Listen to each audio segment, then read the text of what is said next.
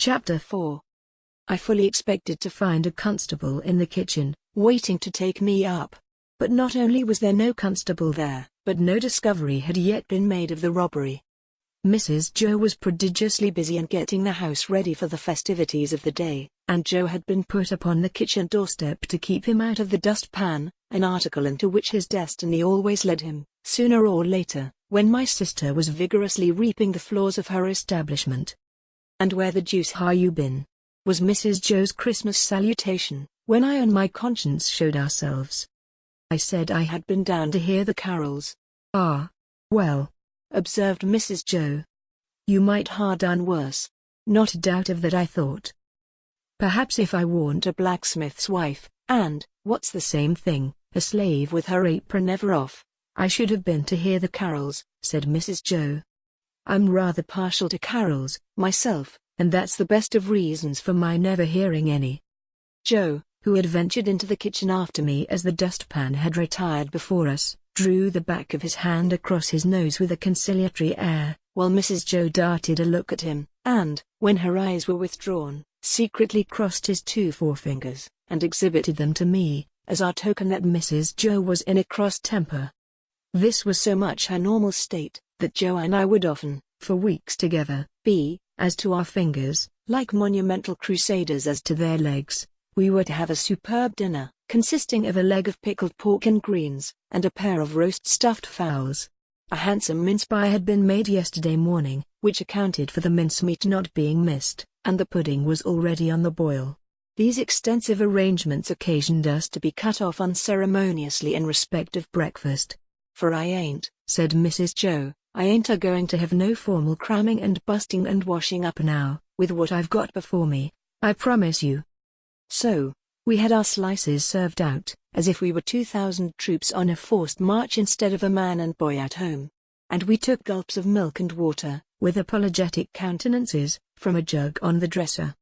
In the meantime, Mrs. Joe put clean white curtains up, and tacked a new flowered flounce across the wide chimney to replace the old one, and uncovered the little state parlor across the passage, which was never uncovered at any other time, but passed the rest of the year in a cool haze of silver paper, which even extended to the 4 little white crockery poodles on the mantel shelf, each with a black nose and a basket of flowers in his mouth, and each the counterpart of the other. Mrs. Joe was a very clean housekeeper, but had an exquisite art of making her cleanliness more uncomfortable and unacceptable than dirt itself. Cleanliness is next to godliness, and some people do the same by their religion. My sister, having so much to do, was going to church vicariously, that is to say, Joe and I were going. In his working clothes, Joe was a well-knit characteristic-looking blacksmith. In his holiday clothes, he was more like a scarecrow in good circumstances, than anything else. Nothing that he wore then fitted him or seemed to belong to him. And everything that he wore then grazed him. On the present festive occasion he emerged from his room, when the blithe bells were going, the picture of misery, in a full suit of Sunday penitentials. As to me, I think my sister must have had some general idea that I was a young offender whom an accoucheur policeman had taken up, on my birthday, and delivered over to her, to be dealt with according to the outraged majesty of the law. I was always treated as if I had insisted on being born in opposition to the dictates of reason, religion, and morality, and against the dissuading arguments of my best friends. Even when I was taken to have a new suit of clothes, the tailor had orders to make them like a kind of reformatory, and on no account to let me have the free use of my limbs.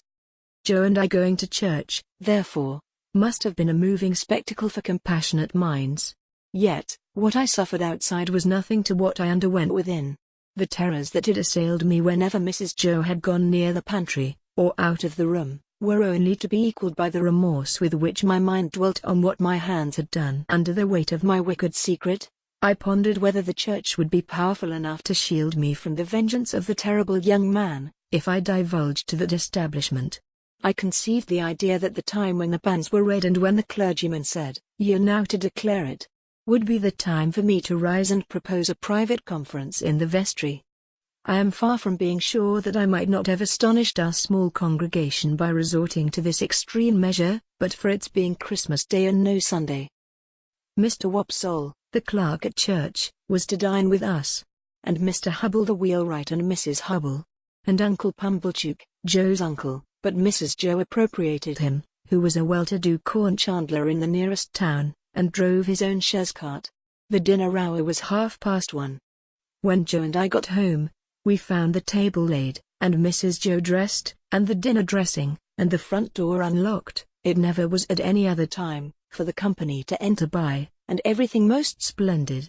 And still, not a word of the robbery. The time came, without bringing with it any relief to my feelings, and the company came.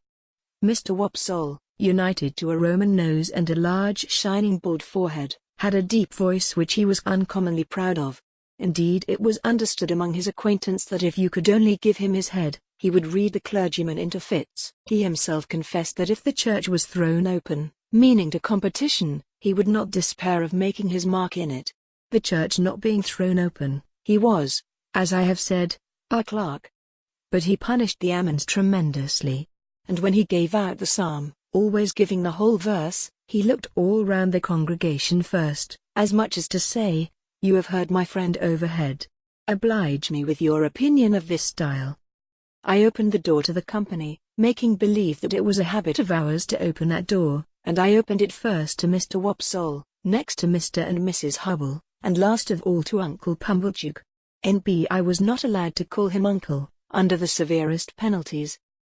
"Mrs. Joe," said Uncle Pumblechook, a large hard-breathing middle-aged slow man, with a mouth like a fish, dull staring eyes, and sandy hair standing upright on his head, so that he looked as if he had just been all but choked, and had that moment come to, "I have brought you as the compliments of the season. I have brought you, Mum, a bottle of sherry wine, and I have brought you, Mum, a bottle of port wine." Every Christmas Day he presented himself, as a profound novelty, with exactly the same words, and carrying the 2 bottles like dumbbells. Every Christmas Day, Mrs. Joe replied, as she now replied, "Oh, Uncle Pumblechook, this is kind." Every Christmas Day, he retorted, as he now retorted, "It's no more than your merits. And now are you all bobbish, and how's 6 of halfpence?" Meaning me. We dined on these occasions in the kitchen, and adjourned, for the nuts and oranges and apples, to the parlor, which was a change very like Joe's change from his working clothes to his Sunday dress. My sister was uncommonly lively on the present occasion, and indeed was generally more gracious in the society of Mrs. Hubble than in other company. I remember Mrs. Hubble as a little curly sharp-edged person in sky blue, who held a conventionally juvenile position, because she had married Mr. Hubble, I don't know at what remote period, when she was much younger than he. I remember Mr. Hubble as a tough, high-shouldered, stooping old man, of a sawdusty fragrance, with his legs extraordinarily wide apart, so that in my short days I always saw some miles of open country between them when I met him coming up the lane. Among this good company I should have felt myself, even if I hadn't robbed the pantry, in a false position. Not because I was squeezed in at an acute angle of the tablecloth, with the table in my chest, and the Pumblechookian elbow in my eye, nor because I was not allowed to speak, I didn't want to speak, nor because I was regaled with the scaly tips of the drumsticks of the fowls, and with those obscure corners of pork of which the pig, when living, had had the least reason to be vain. No, I should not have minded that, if they would only have left me alone. But they wouldn't leave me alone. They seemed to think the opportunity lost, if they failed to point the conversation at me, every now and then, and stick the point into me. I might have been an unfortunate little bull in a Spanish arena, I got so smartingly touched up by these moral goads. It began the moment we sat down to dinner. Mr. Wopsle said grace with theatrical declamation, as it now appears to me, something like a religious cross of the ghost in Hamlet with Richard III, and ended with the very proper aspiration that we might be truly grateful. Upon which my sister fixed me with her eye, and said, in a low reproachful voice, "Do you hear that? Be grateful." "Especially," said Mr. Pumblechook, "be grateful, boy, to them which brought you up by hand." Mrs. Hubble shook her head, and contemplating me with a mournful presentiment that I should come to no good, asked, "Why is it that the young are never grateful?" This moral mystery seemed too much for the company until Mr. Hubble tersely solved it by saying, "Naturally vicious." Everybody then murmured "True," and looked at me in a particularly unpleasant and personal manner. Joe's station and influence was something feebler, if possible, when there was company than when there was none. But he always aided and comforted me when he could, in some way of his own, and he always did so at dinner time by giving me gravy, if there were any. There being plenty of gravy today, Joe spooned into my plate, at this point, about half a pint. A little later on in the dinner, Mr. Wopsle reviewed the sermon with some severity, and intimated in the usual hypothetical case of the church being thrown open what kind of sermon he would have given them. After favouring them with some heads of that discourse, he remarked that he considered the subject of the day's homily ill-chosen. Which was the less excusable, he added, when there were so many subjects going about. "True again," said Uncle Pumblechook. "You've hit it, sir. Plenty of subjects going about, for them that know how to put salt upon their tails. That's what's wanted. A man needn't go far to find a subject, if he's ready with his salt box." Mr. Pumblechook added, after a short interval of reflection, "Look at pork alone. There's a subject. If you want a subject, look at pork." "True, sir. Many a moral for the young," returned Mr. Wopsle, and I knew he was going to lug me in, before he said it. "Might be deduced from that text." "You listen to this," said my sister to me, in a severe parenthesis. "Joe gave me some more gravy." "Swine," pursued Mr. Wopsle, in his deepest voice, and pointing his fork at my blushes, as if he were mentioning my Christian name. "Swine were the companions of the prodigal. The gluttony of swine is put before us, as an example to the young." I thought this pretty well in him who had been praising up the pork for being so plump and juicy. What is detestable in a pig is more detestable in a boy. "Or girl," suggested Mr. Hubble. "Of course, or girl, Mr. Hubble," assented Mr. Wopsle, rather irritably, "but there is no girl present." "Besides," said Mr. Pumblechook, turning sharp on me, "think what you've got to be grateful for. If you'd been born a squeaker." "He was, if ever a child was," said my sister, most emphatically. "Joe gave me some more gravy." "Well, but I mean a four-footed squeaker," said Mr. Pumblechook.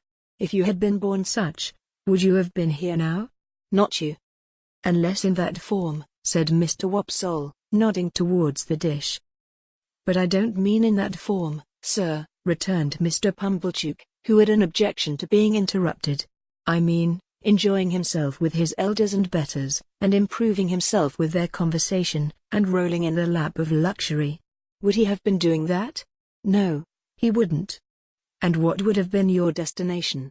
Turning on me again. "You would have been disposed of for so many shillings according to the market price of the article, and Dunstable the butcher would have come up to you as you lay in your straw, and he would have whipped you under his left arm, and with his right he would have tucked up his frock to get a penknife from out of his waistcoat pocket, and he would have shed your blood and had your life.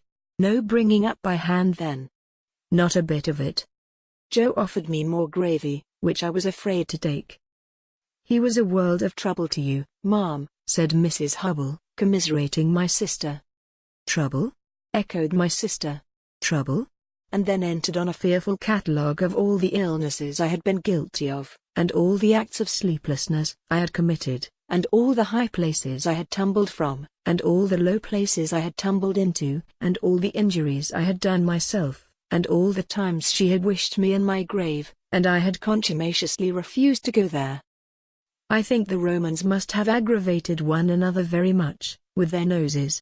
Perhaps, they became the restless people they were, in consequence. Anyhow, Mr. Wopsle's Roman nose so aggravated me, during the recital of my misdemeanors, that I should have liked to pull it until he howled. But, all I had endured up to this time was nothing in comparison with the awful feelings that took possession of me when the pause was broken which ensued upon my sister's recital, and in which pause everybody had looked at me, as I felt painfully conscious, with indignation and abhorrence. "Yet," said Mr. Pumblechook, leading the company gently back to the theme from which they had strayed, "pork regarded as bile is rich, too. Ain't it?" "Have a little brandy, uncle," said my sister. Oh heavens, it had come at last. He would find it was weak, he would say it was weak, and I was lost. I held tight to the leg of the table under the cloth, with both hands, and awaited my fate. My sister went for the stone bottle, came back with the stone bottle, and poured his brandy out, no one else taking any. The wretched man trifled with his glass, took it up, looked at it through the light, put it down, prolonged my misery. All this time Mrs. Joe and Joe were briskly clearing the table for the pie and pudding. I couldn't keep my eyes off him. Always holding tight by the leg of the table with my hands and feet, I saw the miserable creature finger his glass playfully, take it up, smile, throw his head back, and drink the brandy off. Instantly afterwards, the company was seized with unspeakable consternation, owing to his springing to his feet, turning round several times in an appalling spasmodic whooping cough dance, and rushing out at the door. He then became visible through the window, violently plunging and expectorating, making the most hideous faces, and apparently out of his mind. I held on tight, while Mrs. Joe and Joe ran to him. I didn't know how I had done it, but I had no doubt I had murdered him somehow. In my dreadful situation, it was a relief when he was brought back, and surveying the company all round as if they had disagreed with him, sank down into his chair with the one significant gasp, "Tar." I had filled up the bottle from the tar water jug. I knew he would be worse by and by. I moved the table, like a medium of the present day, by the vigor of my unseen hold upon it. "Tar!" cried my sister, in amazement. "Why, however could tar come there?" But Uncle Pumblechook, who was omnipotent in that kitchen, wouldn't hear the word, wouldn't hear of the subject, imperiously waved it all away with his hand, and asked for hot gin and water. My sister, who had begun to be alarmingly meditative, had to employ herself actively in getting the gin, the hot water, the sugar, and the lemon peel, and mixing them. For the time being at least, I was saved. I still held on to the leg of the table, but clutched it now with the fervor of gratitude. By degrees, I became calm enough to release my grasp and partake of pudding. Mr. Pumblechook partook of pudding. All partook of pudding. The course terminated, and Mr. Pumblechook had begun to beam under the genial influence of gin and water. I began to think I should get over the day, when my sister said to Joe, "Clean plates, cold." I clutched the leg of the table again immediately, and pressed it to my bosom as if it had been the companion of my youth and friend of my soul. I foresaw what was coming, and I felt that this time I really was gone. "You must taste," said my sister, addressing the guests with her best grace. "You must taste, to finish with, such a delightful and delicious present of Uncle Pumblechook's." "Must they? Let them not hope to taste it." "You must know," said my sister, rising, "it's a pie. A savory pork pie." The company murmured their compliments. Uncle Pumblechook, sensible of having deserved well of his fellow creatures, said, quite vivaciously, "All things considered, well, Mrs. Joe, we'll do our best endeavors. Let us have a cut at this same pie." My sister went out to get it. I heard her steps proceed to the pantry. I saw Mr. Pumblechook balance his knife. I saw reawakening appetite in the Roman nostrils of Mr. Wopsole. I heard Mr. Hubble remark that a bit of savory pork pie would lay atop of anything you could mention, and do no harm, and I heard Joe say, "You shall have some, Pip." I have never been absolutely certain whether I uttered a shrill yell of terror, merely in spirit, or in the bodily hearing of the company. I felt that I could bear no more, and that I must run away. I released the leg of the table, and ran for my life, but I ran no farther than the house door, for there I ran head foremost into a party of soldiers with their muskets, one of whom held out a pair of handcuffs to me, saying, "Here you are, look sharp, come on."